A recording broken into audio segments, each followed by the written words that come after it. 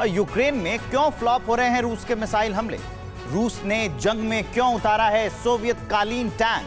पूर्वी यूक्रेन में DPR army की तोप और रॉकेट लॉन्चर्स का धमाकेदार एक्शन। रूस के हवाई हमले में तबाह हुए यूक्रेनी सेना के कई बंकर और यूक्रेन में घायल हुए रशियन सैनिकों से मिलने हॉस्पिटल पहुंचे प्रेसिडेंट पुतिन। रूस यूक्रेन जंग से जुड़ी खबरों के लिए आइए देखते हैं रूस वर्सेस यूक्रेन टॉप 9।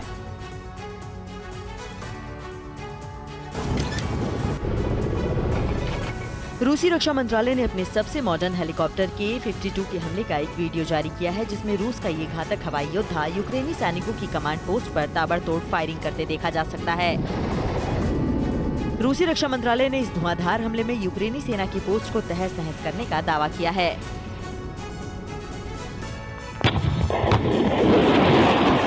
यूक्रेन में रूस की समर्थक डीपीआर की पीपुल्स मिलिशिया के बैरल और रॉकेट आर्टिलरी अटैक का एक वीडियो सामने आया है, जिसमें एक तरफ लाइन से खड़ी तोपें गरज रही हैं, दूसरी तरफ रॉकेट लॉन्चर्स बारूदी आग बरसा रहे हैं। यहाँ खराब मौसम के बावजूद डीपीआर आर्मी का एक्शन जारी रहा। ये वीडियो मारियुपोल शहर पर रूसी कब्जे से पहले का बताया जा रहा है।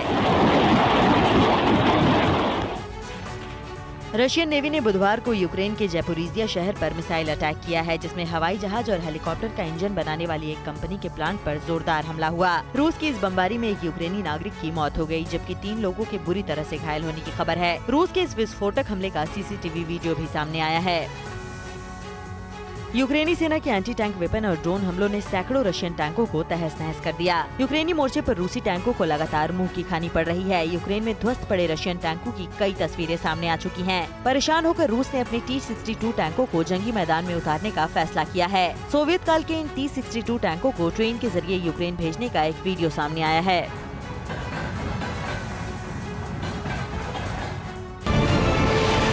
92 दिनों की जारी जंग में रूसी सेना ने यूक्रेन पर करीब 2500 मिसाइलें दागी हैं। ये आंकड़ा दूसरे विश्व युद्ध के बाद किसी भी देश पर सबसे ज्यादा मिसाइल अटैक का रिकॉर्ड है। लेकिन अमेरिकी खुफिया एजेंसी DIA के एक अधिकारी ने दावा किया है कि यूक्रेन में रूस के ज्यादातर हवाई हमले फ्लॉप साबित हुए हैं। दावे के मुताबिक रूस के सिर्फ 40% मिसाइल हमलों को यूक्रेन में सफलता मिली है।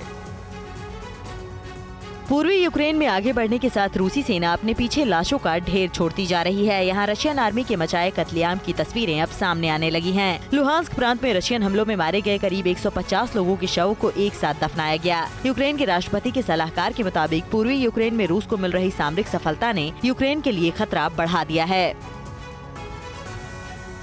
यूक्रेन के विदेश मंत्री दमित्री कुलेबा ने नाटो गठबंधन पर रूस का मुकाबला करने के लिए कुछ नहीं करने का आरोप लगाया है। कुलेबा के मुताबिक जब रूस ने यूक्रेन पर हमला किया तो यूक्रेनी जनता ये सोचती थी कि नाटो हमारी मदद करने के लिए दौड़ कर आएगा, लेकिन हमें दरकिनार कर दिया गया। हालांकि दमित्री कुलेबा ने रूस के खिलाफ यूरोपीय संघ के फैसलों की तारीफ की।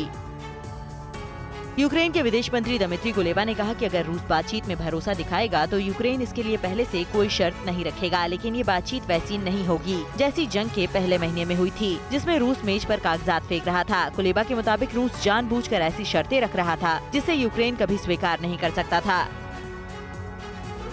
रूसी राष्ट्रपति व्लादिमीर पुतिन ने बुधवार को मॉस्को में एक सैन्य हॉस्पिटल का दौरा किया और यूक्रेन में सैन्य अभियान के दौरान घायल हुए कुछ रशियन सैनिकों से मुलाकात की।